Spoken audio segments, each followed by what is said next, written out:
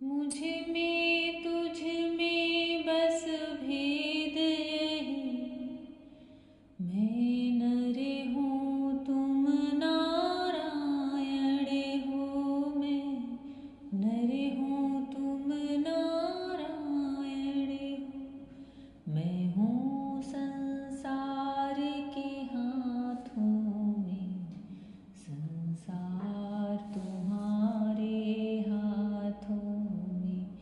मिलता है सच्चा सुख केवल भगवान तुम्हारे चरणों में। यही विनती है पल छिन छिन की, रहे ध्यान तुम्हारे चरणों में। जय श्री कृष्णा। जय श्री कृष्णा मेरी सोल फैमिली। आध्यात्म आपके अपने चैनल पर मैं नंदा आप सबका बहुत बहुत स्वागत करती हूँ। श्रीमद् भागवत महापुराण का 6वां स्कंद चल रहा है और वृत्रासुर के पूर्व चरित्र का वर्णन महामुनि शुकदेव राजा परीक्षित से कर रहे हैं। भगवान के नाम का सुमिरन कोई भी कर ले, चाहे वह दैत्य हो, असुर हो, राक्षस हो या फिर देवता हो, मनुष्य हो, भगवान के धाम में सब उसी प्रकार प्रवेश करते हैं। वहाँ पर कोई भेदभाव नहीं है।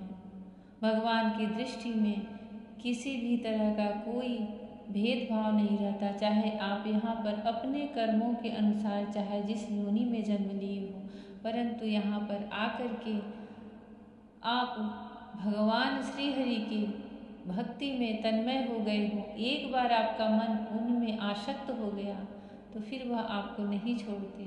किसी न किसी के माध्यम से, किसी न किसी लीला से वह अपने आप को प्राप्त करा ही देते हैं। राजा परीक्षित ने कहा, भगवान वृत्रासुर का स्वभाव तो बड़ा रजोगुणी तमोगुणी था।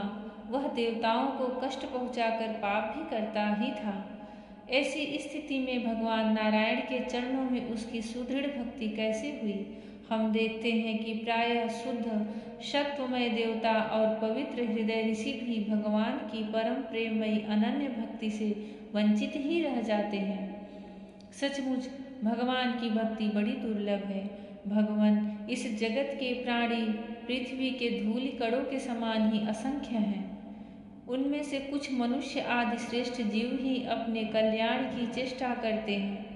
ब्राह्मण उनमें से भी संस्कार से मुक्ति चाहने वाले तो विरले ही होते हैं और मोक्ष चाहने वाले हजारों में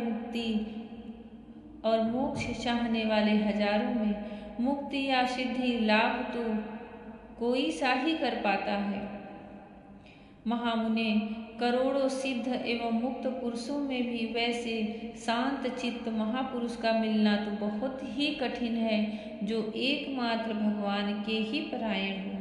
ऐसी अवस्था में वह वृत्रासुर जो सब लोगों को सताता था और बड़ा पापी था, उस भयंकर युद्ध के अवसर पर भगवान श्री कृष्ण ने अपनी वृत्तियों को इस प्रकार दृढ़ता से लगा सका, इसका क्या कारण है? प्रभु, इस विषय में हमें बहुत अधिक संदेह है और सुनने का बड़ा कौतूहल भी है। अहो, वृत्रासुर का बल पौरुष कितना महान था कि उसने रणभूमि में देवराज इंद्र को भी संतुष्ट कर दिया। सूत जी कहते हैं, सौनकादि ऋषियों, भगवान सुखदेव जी ने परम श्रद्धालु राजर्षि परीक्षित का यह श्रेष्ठ प्रश्न सुनकर उनका अभिनंदन करते हुए यह बात कही। श्री सुखदेव जी ने कहा, परीक्षित, तुम सावधान होकर यह इतिहास सुनो। मैंने इसे अपने पिता व्यास जी, देवर्षि नारद और महर्षि देवल के मुँह से भी विधि पूर्वक सुना है। प्राचीन काल की बात है। सूरसेन देश में चक्रवर्ती सम्राट महाराज चित्रकेतु राज्य करते थे। उनके राज्य में पृथ्वी स्वयं ही प्रजा की इच्छा के अनुसार अन्न रस दे दिया करती थी। उनमें उनके 1 करोड़ रानियां थीं और ये स्वयं संतान उत्पन्न करने में समर्थ भी थे, परंतु उन्हें उनमें से किसी के भी गर्भ से कोई संतान न हुई। वृत्रासुर के पूर्व जन्म के जो चरित्र थे उसकी कथा सुखदेव मुनि राजा परीक्षित से कह रहे हैं। यो महाराज, चित्रकेतु को तो किसी बात की कमी न थी। सुंदरता, उदारता, युवावस्था, कुलीनता, विद्या, ऐश्वर्य और संपत्ति आदि सभी गुणों से वे संपन्न थे। फिर भी उनकी पत्नियां बांझ थी, इसलिए उन्हें बड़ी चिंता रहती थी। वे सारी पृथ्वी के एक छत्र सम्राट थे। बहुत सी सुंदरी रानियां थीं तथा सारी पृथ्वी उनके वश में थी। सब प्रकार की संपत्तियां उनकी सेवा में उपस्थित थी, परंतु वे सब वस्तुएं उन्हें सुखी न कर सकीं। एक दिन शाप और वरदान देने में समर्थ अंगिरा ऋषि स्वच्छंद रूप से विभिन्न लोकों में विचरते हुए राजा चित्रकेतु के महल में पहुंच गए। राजा ने प्रत्युत्थान और अर्घ्य आदि से उनकी विधि पूर्वक पूजा की। आतिथ्य सत्कार हो जाने के बाद जब अंगिरा ऋषि सुखपूर्वक आसन पर विराज गए, तब राजा चित्रकेतु भी शांत भाव से उनके पास ही बैठ गए। महाराज, महर्षि अंगिरा ने देखा कि यह राजा बहुत विनयी है और मेरे पास पृथ्वी पर बैठकर मेरी भक्ति कर रहा है। तब उन्होंने चित्रकेतु को संबोधित करके उसे आदर देते हुए यह बात कही।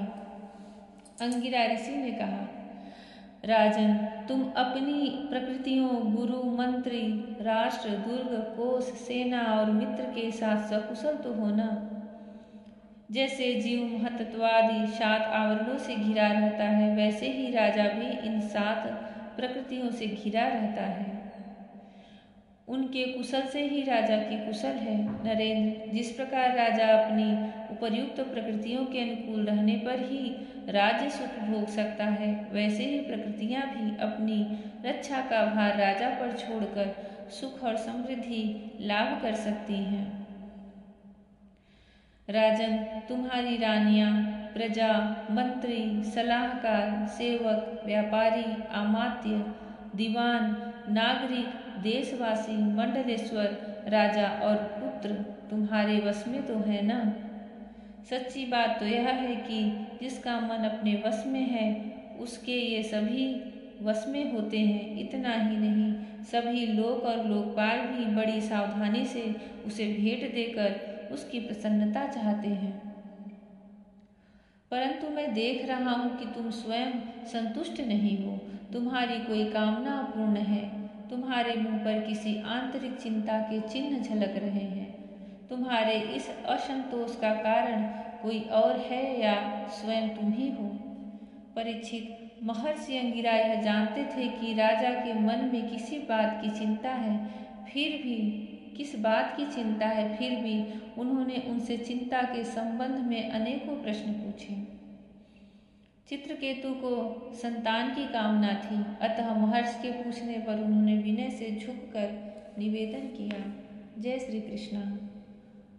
हमें कोई भी संपत्ति तभी सुखी कर सकती है, कोई भी वस्तु इस सृष्टि में कुछ भी प्राप्त कर लो, जब तक हमारे मन में उस चीज़ की संतुष्टि नहीं है, जब तक हमारे मन में भगवान के लिए भक्ति नहीं है। नहीं तो एक चीज़ प्राप्त होने के बाद एक चीज़ की कमी इस मन को खलने लगती है और हमारा मन फिर असंतुष्ट होकर के उसी में चिंतातुर रहने लगता है। राजा के पास सहस्त्रों करोड़ों दासियां थीं, रानियां थीं। राजमहल अखंड पृथ्वी का राज्य कर रहे थे। सब कुछ उनके वश में था। लोकपाल भी उन्हें भेंट देते थे, परंतु वह संतानहीन थे, तो उन्हें उसकी चिंता खाए जा रही थी। उनके अंदर अज्ञानता थी, क्योंकि देखिए, जिसके पास संतान है, सब कुछ है, फिर उसे किसी और एक चीज़ की चिंता लग जाती है। जब तक इस मन को आप वश में नहीं करेंगे, जब तक आपके मन में संतुष्टि नहीं है,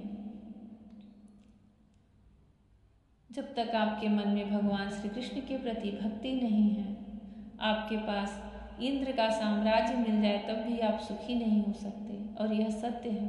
भागवत में हमें इसी चीज़ की शिक्षा मिलती है कि न तो मन जीव का कभी इन भोगों से मन भरता है, न ही उसके कर्मों का कभी अंत होता है। कभी वह पाप, कभी पुण्य, कर्म करता ही रहता है, जिसके वजह से प्रारब्धवश उसे अगला जन्म मिलता है। उसे कितना भी दुख दे दिया जाए इस जीव को, नारकी योनि में डाल दो, फिर भी उसके जीने की इच्छा बनी रहती है। यह भी एक बड़े आश्चर्य की बात है। और कितना भी सुख मिल जाए फिर भी उसके अंदर एक कमी रहती है। कभी भी मन में संतोष नहीं रहता। राजा चित्रकेतु के भी मन में संतोष नहीं था, संतुष्टि नहीं थी। और महर्षि अंगिरा सब कुछ जानते हुए भी उनके मुख से स्वयं सुनना चाहते थे। आप इस प्रसंग को, वृत्रासुर के पूर्व जन्म के चरित्र को अवश्य सुने, पूरा सुने, क्योंकि उस घनघोर युद्ध के मैदान में भी उन्हें भगवान श्री कृष्ण के प्रति जो प्रगाढ़ भक्ति उत्पन्न हुई एकाएक, और वह सबके देखते देखते उसकी ज्योति श्रीहरि में समा गई। तो वह क्यों हुआ, कैसे हुआ? उसने पूर्व जन्म में ऐसा कौन सा कर्म किया था कि दैत्य होने के बाद भी भगवान के प्रति उसमें ऐसी दृढ़ भक्ति थी। भगवान श्री कृष्ण सब पर अपनी ज्ञानमयी दृष्टि बरसाएं, सब पर करुणा बरसाएं, सबका श्रीमद् भागवत महापुराण पूर्ण कराएं। जय श्री कृष्ण। राधे राधे। जय श्री कृष्ण। हरि ओम।